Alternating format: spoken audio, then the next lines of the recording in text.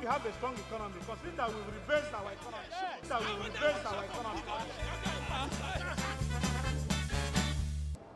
Hello, thanks for joining me on From the House of Representatives, where I will give you detailed analysis of events as they unfold from the Green Chamber of the National Assembly. I am Chukwuemeka Agụawike. It is troubled time for the country as the activities of Fulani herdsmen continue to raise concern for both security and national cohesion. The invasion and slaughter of persons in Enugu State by unknown herdsmen has prompted the House of Representatives to summon the Department of State Services and the Inspector General of Police to brief the House on strategies being adopted to curtail the senseless killing by herdsmen. The plan of the security agencies on how to bring this heinous act to a stop. There are also areas where people are accusing other parts of the country of the silence. These acts are going on, and we're truly, truly unhappy. To set up, which they fail in Boko Haram, is to engineer one part of Nigeria against the other. If it goes down to our psyche and goes down to our children that a particular section is killing the other section because of their own farmland, that is not going to engender more peace in this country. I think the House must lead a process that will unveil this mask called Fulani herdsmen. While this was on at plenary, the same issue was being discussed at a public hearing by the Committee on Agriculture. It's a very serious, well-calculated, uprising against the Nigerian people, which has to be seen from that perspective by the leadership of this country, so that it can be, it can be properly, handled, within the right context. If we continue to look at it as just Fulani herdsmen, who used to be peaceful people that we know, I think that we'll be getting it wrong. These people do attack even Fulani people, the local herdsmen in the various communities. So for me, it is beyond that. I think it's an extension of, a national uprising by a group of people who have an ulterior agenda. They are being armed, they are being financed from what we can see. When they kidnap people, they issue threats, they tell them that, look, they are not joking, they are serious, and that, they are very, very well armed. They laugh at our security people because they believe that they are more armed than those people.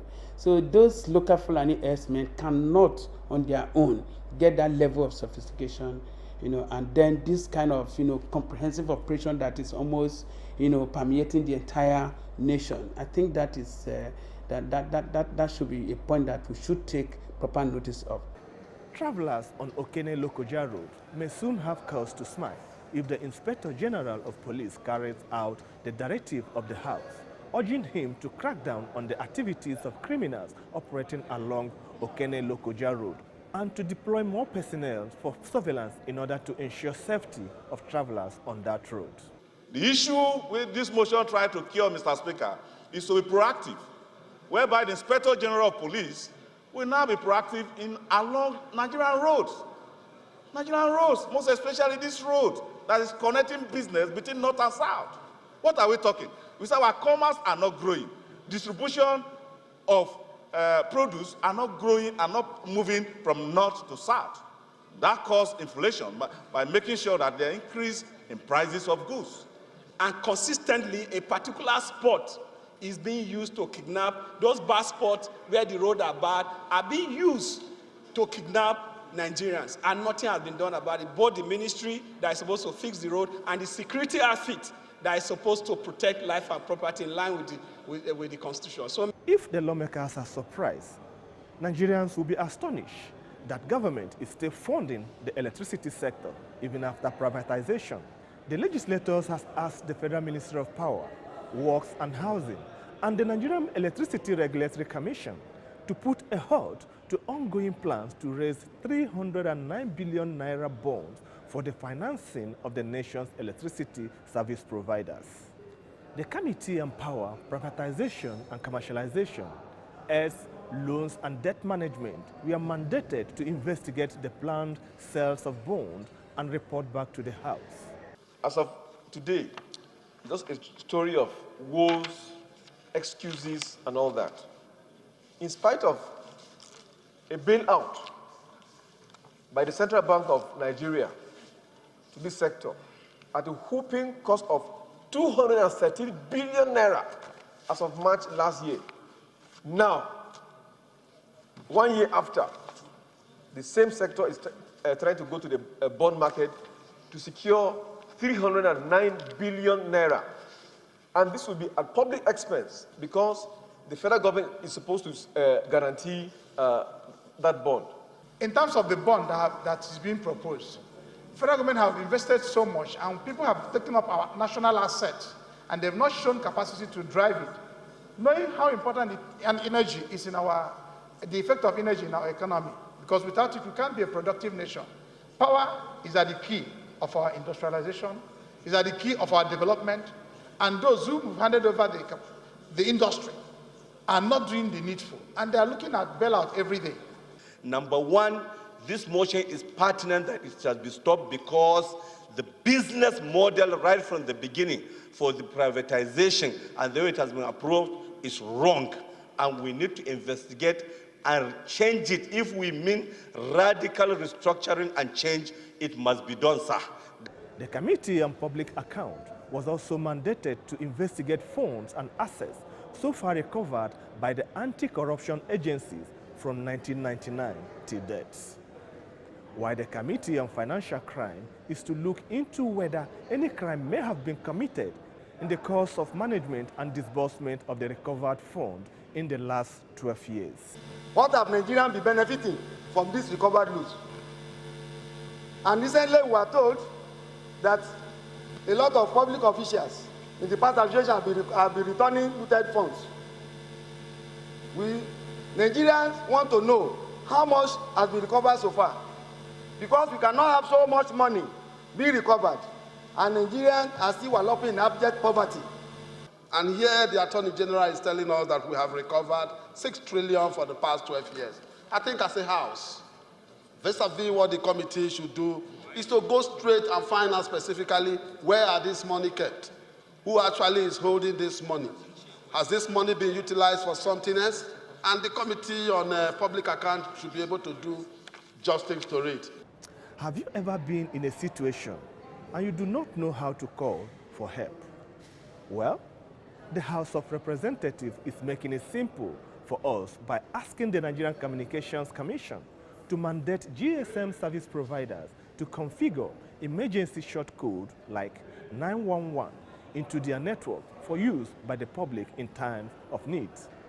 We had 911 3 digits for emergency, but immediately the GSM took over, the number disappeared. And today, this emergency 3-digit number will be able to help us with the situation of the country, what we are passing through today in terms of insecurity and in various developed roads that causes road accidents. This House also passed the second reading of a bill, an act to enhance the national internal security and the capacity to manage disaster and emergencies through the provisions of emergency communication facility to enable citizens activate response to emergencies and the establishment of public safety answering centers.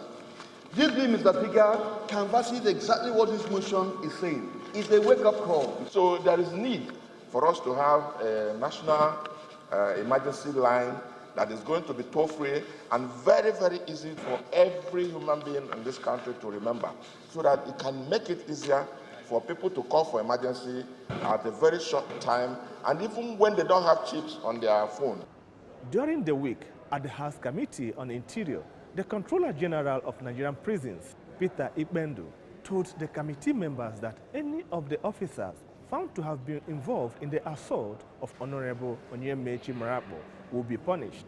The prison's boss apologized to the House and Honorable Marapo, who was allegedly assaulted by officials attached to the Controller Generals of Prisons. That's all we have for this week. It's been a wonderful time being with you.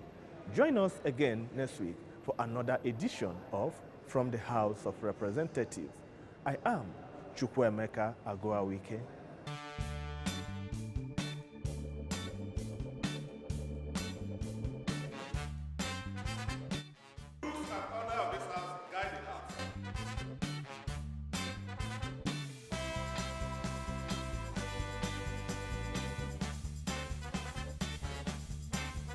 Because we have a strong economy, considering that we will reverse our economy, that we will reverse our economy.